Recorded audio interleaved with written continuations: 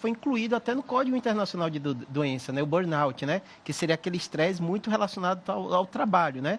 E hoje qualquer médico, né, pode ser dermatologista, neurocirurgião, ela muito mais ainda no dia a dia dela, a gente vai lidar realmente com esse aspecto. E o que acontece? A maioria das vezes o paciente vai no médico achando que está com alguma doença grave, com tumor cerebral, com aneurisma, com alguma dor crônica. Quando você começa a investigar, você percebe que tem um grande componente de saúde mental.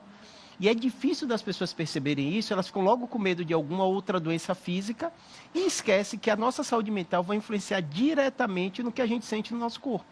E eu costumo dizer a seguinte coisa para todos os pacientes: se você está com sintomas relacionados à insônia, se você está com sintomas, como ela referiu agora, falta de motivação, às vezes é um sofrimento ir para o trabalho, é um sofrimento sair para se divertir, né? Porque a gente estava falando de férias também, né? E a pessoa não vai percebendo, ela começa a se isolar, ela se isola dos amigos, ela começa a ter uma qualidade de vida cada vez pior, as pessoas ao redor percebem. Mas como isso é aos poucos, né? Tem que ter aquele marco do paciente ver que aquilo está atrapalhando a qualidade de vida dele. É natural, um dia a gente está mais alegre, outro dia a gente está triste, né? E quando acontece isso, tem que procurar ajuda. Agora, sinais para que a gente tem sinais que são muito sensíveis, assim, dá para a gente perceber que a gente está esgotado mentalmente? Perfeito, né? Geralmente, quando fala do esgotamento, tem muita essa relação com o burnout, né, do trabalho. Então, na maioria das vezes, o paciente começa a ter um sofrimento muito intenso para ir trabalhar. E isso acontece de forma recorrente todo dia. O ir para o trabalho causa um sofrimento, né?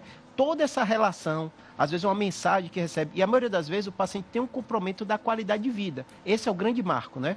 Então, a família começa a ser prejudicada, né? A produção no trabalho, da parte física, o sono é um dos reguladores muito importante, o paciente refere. Muitos jovens reclamam da memória, uma coisa curiosa, mas é um dos primeiros componentes que ele tem, né? E muitas vezes o paciente tem dores no corpo associadas. Então, isso né? que eu ia falar. Essas coisas que a gente fala, eu estou somatizando. É verdade isso? É verdade. Somatiza mesmo? Verdade. É curioso que dá uma ideia de não ser doença, né? Está somatizando, está inventando. Não, não. Nosso corpo, hoje em dia, como a gente está falando de ressonância funcional, você consegue ver as alterações nos neurotransmissores, como ela estava falando, em pacientes com essa situação. Tanto transtorno de ansiedade, como depressão, como burnout. Então, é uma doença como qualquer outra. Só que diferente de um câncer que você faz um exame, ou um tumor que você faz uma ressonância, é necessária essa anamnese, que o psicólogo tem um papel central nisso, né?